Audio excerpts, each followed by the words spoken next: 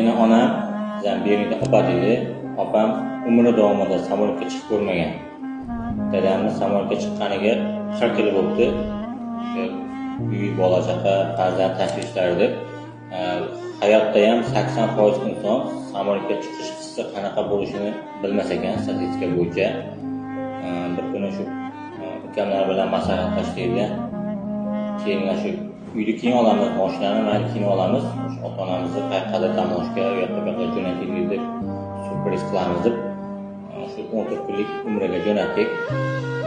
Keyin o'sha borgan paytlari Kabatullohning oldida turib bizga shunaqa yig'lab duo qilganki, uni ko'rib ko'zimdan yosh chiqib ketganda, u unaqangi o'sha momentdagi emotsiyani samolyot olsangiz ham yoki qanaqa gelivagan olsangiz ham u narsani hech qachon ololmaysiz, unaqa emotsiyani.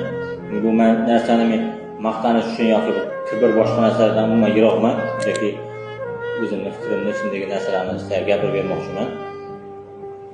Aytmoqchimanki, uy olishga yoki uyga yangi ob'y taqishga, mashinani modelini yangilashga doim ulguramiz, lekin shu ota-onamizni roziligini olib ularni xursand qilishga ulguramizmi yo'qmi biz buni bilmaymiz. Shuning uchun mana hozir zamon rivojlandi, hamma sharoit bor.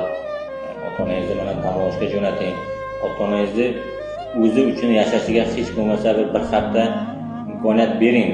Masalan, hammada oilasida shu uy tashvishi, ro'zg'or deb sochlari oqarib, o'zi esidan chiqib ketgan. Yoki agar shu videoni yosh kattalar ko'rib turgan bo'lsa, mana o'zingizga bir hafta o'zingiz yashashingizga shunaqa imkoniyat bering.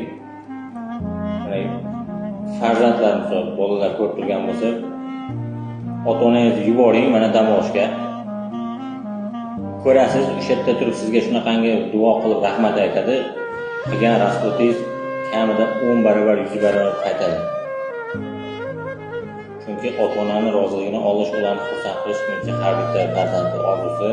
Qolgan narsaga ulguramiz, yana bir marta aytaman.